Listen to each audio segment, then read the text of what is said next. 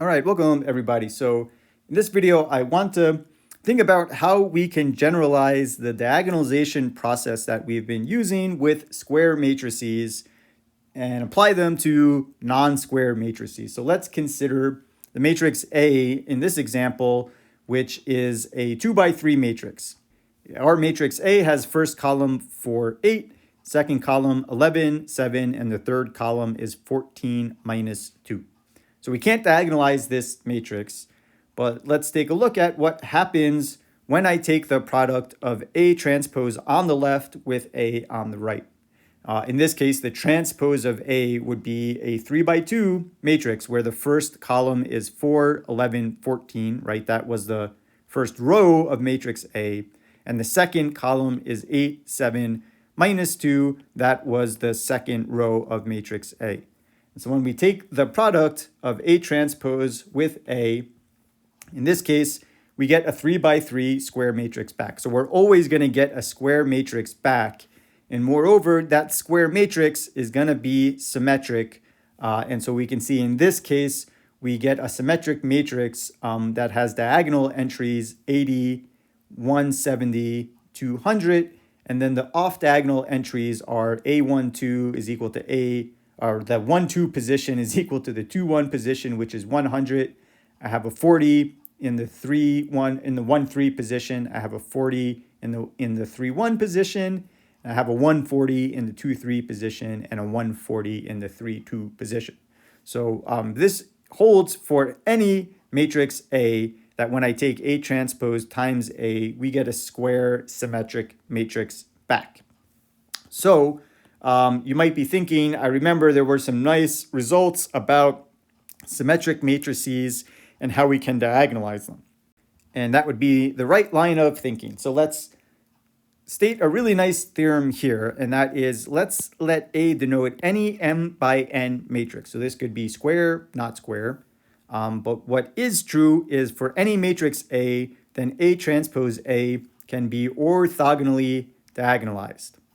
So that means that we can take this matrix A and be able to express it in the form of orthogonal matrix P times diagonal matrix D times orthogonal matrix P transpose. And this is a really quick theorem here, and that is because matrix A transpose A is symmetric, and recall that a symmetric matrix by definition means when we take the transpose of that matrix, we get the same matrix back. And so here, applying the transpose to this product, recall we would take the product of these matrices in the opposite order. So A transposed again gives us back the original matrix A. So A transpose A is a symmetric matrix, and then we know all symmetric matrices can be orthogonally diagonalizable. Therefore, A transpose A is orthogonally diagonalized.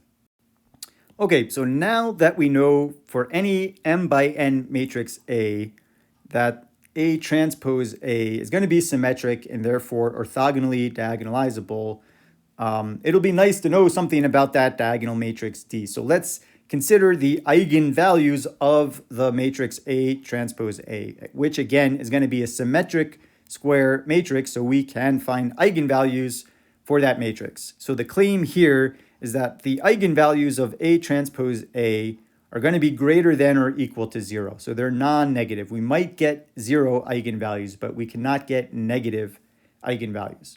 So let's take a look at this proof.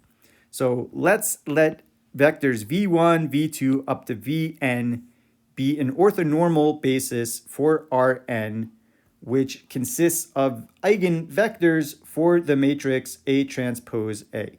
And so just recall that this matrix A transpose A, if A is m by n matrix, then the result that we're going to get is an n by n symmetric matrix, which therefore means A transpose A can be orthogonally diagonalized by some orthogonal matrix P. And so these vectors v1, v2 up to vn, which are an orthonormal basis for Rn and eigenvectors for A transpose A, these are exactly the column vectors of this matrix P, And these vectors correspond to eigenvalues lambda 1, lambda 2, up to lambda n. And so let's consider the following. Let's see what happens if I want to calculate the length of the vector that I get when I take one of these eigenvectors vi, and I take the matrix A, multiply it by vi. And then I take the magnitude n squared. So the magnitude squared we can write as the dot product of AVI and AVI, which we can write as AVI transpose times AVI. And so let's simplify this product. I can take the transpose of the product and rewrite it as VI transpose times A transpose, and then we still have this AVI. So now we've got this A transpose A, so we can regroup these terms so that I've got VI transpose times the product of the matrix A transpose A times VI.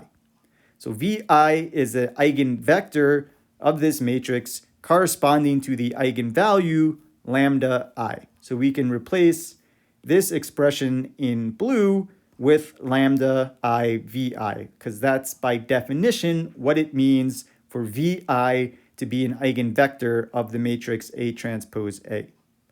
And so now we can move this scalar lambda out front, and what's left is VI transpose times VI. And since we assumed this is an orthonormal basis, this product, the inner product of VI with itself, is going to equal 1, and all that's left over is lambda I.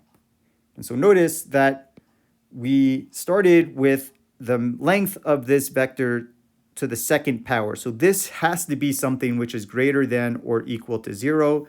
Therefore, each of these lambda i's have to be greater than or equal to 0. So all of the eigenvalues are non-negative.